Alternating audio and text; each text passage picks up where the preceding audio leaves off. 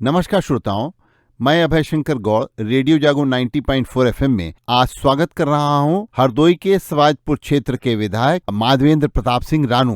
रानू जी, आज हरदोई में जो विकास के नए आयाम खुल रहे हैं और रोजगार सृजन के क्षेत्र के अलावा एक नया औद्योगिक क्षेत्र सवाजपुर में विकसित किया जा रहा है। इससे हरदोई में रोजगार की क्या संभावनाएं जागेंगी और कैसे लोगों को नई सुविधाएं प्राप्त होंगी? जी, बहुत बहुत धन्यवाद। मैं रेडियो जागो 90.4 एफएम के सभी श्रोताओं को बहुत बहुत हार्दिक अभिनंदन करता हूं। और जिस प्रकार हरदोई की राजनीति, हरदोई का विकास, हरदोई की संस्कृति आगे बढ़ी है और विशेष रूप से भारतीय जनता पार्टी की, हमारी केंद्र और प्रदेश की सरकारों ने इसको महत्व दिया है। जनपद हरदोई को विकास के नए आयामों में स्थापित हुए हैं। यहाँ पर कई ऐसी किरण हैं जो विकास की यहाँ पहुँची हैं और जिनके माध्यम से हरदोई भविष्य में देश के मानचित्र और विश्व के मानचित्र में जाना जाएगा। ऐसे माननीय प्रधानमंत्री जी, माननीय मुख्यमंत्री जी के द्वारा ऐसे विकास किए गए हैं, जिसमें हमारे यहाँ एक औद्योगिक क्षेत्र है जो यूपीडा के द्वारा हमारी ही विधानसभा सवाजपुर में बनाया जा रहा है और बहुत जल्दी इस पर काम शुरू हो जाएगा। ये औद्योगिक क्षेत्र गंगा एक्सप्रेसवे के किनारे पूरे प्रदेश में 2 ही औद्योगिक क्षेत्र चुने गए हैं। एक हापुड़ जनपद में गढ़मुक्तेश्वर में हुआ, दूसरा हमारे हरदोई जनपद की सवाजपुर विधानसभा में हुआ। ये 600 लगभग एकड़ में औद्योगिक क्षेत्र बनने जा रहा है, जहां विश्व की जानी मानी कंपनियां आएंगी, अपना उद्योग लगाएंगी। और हमारे जनपद जहां सबसे ज़्यादा श्रमिक हैं और गरीब पॉपुलेशन सबसे ज़्यादा मानी जाती है, हमारे यहाँ जो गरीबी के कार्ड हैं, आधार रेखा के नीचे रहने वाले, गरीबी रेखा के नीचे रहने वाले, वो सबसे ज़्यादा कार्ड हरदोई जनपद में माने जाते हैं ही माने जाते क्या। और हमारे नौजवान रोजगार के लिए पंजाब, हरियाणा, तमिलनाडु, तेलंगाना, मुंबई आदि राज्यों में और प्रदेशों में जाकर के नौकरी मांगते हैं। आज हम लोग उस स्थिति में आ जाएंगे कि हम खुद नौकरी देने वाले बने और दूसरे जनपदों, दूसरे राज्यों के लोग आकर के यहाँ नौकरी करेंगे। ऐसा इससे विकास होगा।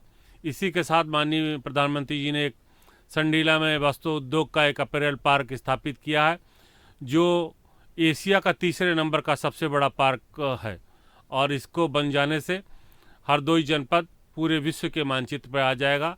और जो वस्त्र उद्योग भारत का 2रे नंबर का सबसे बड़ा उद्योग है, विश्व में भारत 2रे नंबर का स्थान रखता है वस्त्र उद्योग में। और ये पार्क बन जाने पर हो सकता है हम विश्व में नंबर 1 के स्थान पर आ जाएं, क्योंकि जो बांग्लादेश जहाँ पर नंबर 1 पर वस्त्र उद्योग में है, वहाँ स्थितियाँ खराब हो गई हैं। वहाँ के उद्योग पलायन करके भारत आना चाहते हैं, तो उनके लिए सबसे बड़ा केंद्र हमारा ये संडीला का अपैरल पार्क रहेगा।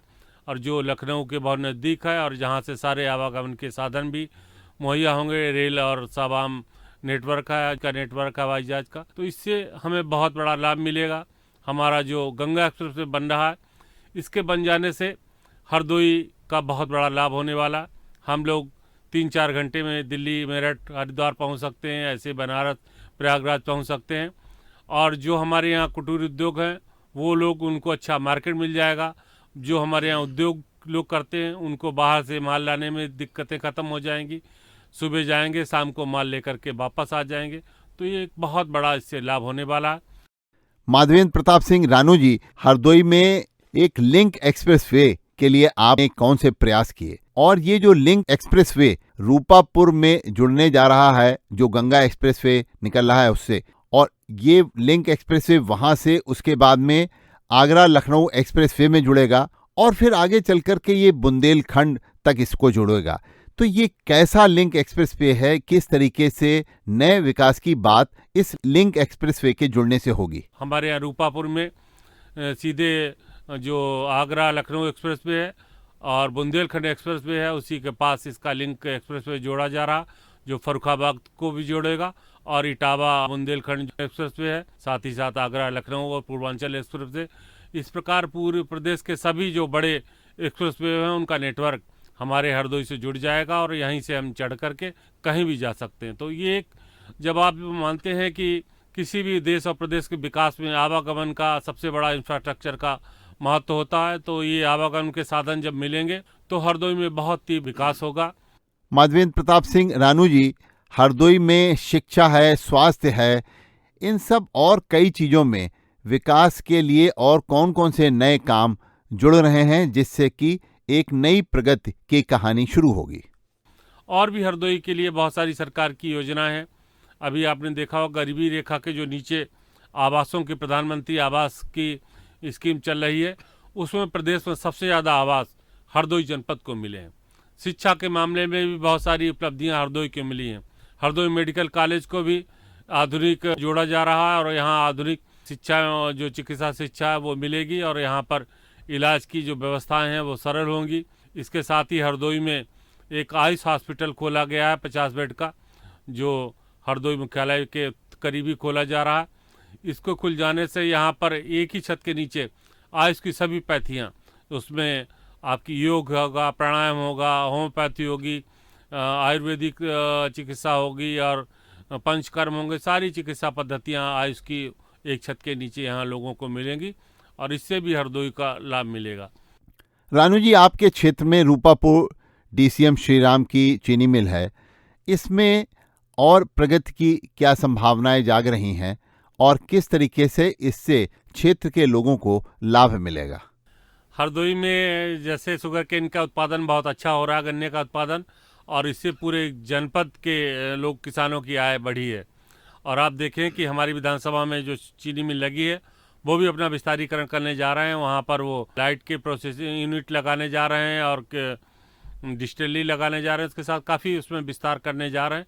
तो ये विस्तार हो जाएगा तो इसका लाभ हमारी विधानसभा के साथ पूरे जनपद को मिलेगा। और हमारे पड़ोसी जनपद हैं जो फर्रुखाबाद और शाहजहानपुर, वहाँ से भी गन्ना आता है, तो वो भी इसमें काफ़ी सप्लाई होगी, क्योंकि फैक्ट्री अपनी क्षमता भी बढ़ाने जा रही है और 1 लाख टन से ज़्यादा गन्ना पेरेंगे। का लाभ हमारे पूरे क्षेत्र को मिलेगा और पड़ोसी जनपदों को भी मिलेगा।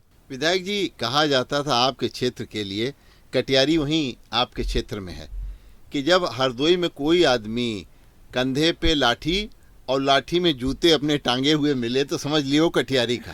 अब आपने उल्टा कर दिया, जो कार पे चलता हुआ मिले वही कटियारी का। जी भाई साहब, कटियारी की जमीन बहुत उपजाऊ है, बहुत उर्वरा जमीन है और कटियारी के लोग बहुत मेहनती लोग हैं। जिस प्रकार कभी ये नारा रहा होगा, लेकिन आजकल कटियारी में आप जाइए, हर घर में चौपहिया वाहन खड़ा होगा और दोपहिया तो गरीब से गरीब मजदूर आदमी मेंटेन करता। हर दरवाजे पे 2-4 भैंसें बंधी होंगी, दूध का व्यवसाय है। सभी लोग अपने रोजगार से जुड़े हुए हैं और आपके तरक्की कर रहे हैं। व्यक्तिगत रूप से भी आर्थिक समृद्धि गाँव में आ रही है। तो बहुत बहुत धन्यवाद। रेडियो जागरण 90.4 एफएम की ओर से मैं अभय शंकर गौड़, हरदोई के सबसे पहले पिछड़े हुए और सबसे विकसित विधानसभा क्षेत्र के विधायक रानू जी को आभार व्यक्त करता हूं कि वो आप हमारे रेडियो स्टेशन में आए और जो 2025 में एक नई कहानी विकास की आपने शुरुआत करी है उसके बारे में आपने बताया। हरदोई के सभी लोग ये बातें जान करके अपनी भविष्य की रणनीति भी बनाएंगे और उनको इस बात से खुशी भी होगी कि 2025-24 से आगे जा रहा है। जी भाई साहब, बहुत धन्यवाद। आपके रेडियो जागो के माध्यम से पूरे जनपद वासियों को नव वर्ष 2025 की शुभकामनाएं भी देता हूं और कामना करता हूं कि 2025 में हरदोई जनपद का हमारा प्रत्येक नागरिक आर्थिक रूप से समृद्ध हो, उसका भाग्य और सभी खुशियां उसको मिले। हमारी विधानसभा के साथ साथ पूरे जनपद के लोग लाभान्वित हों। इसी के साथ मैं आप सबका बहुत आभार व्यक्त करता हूँ।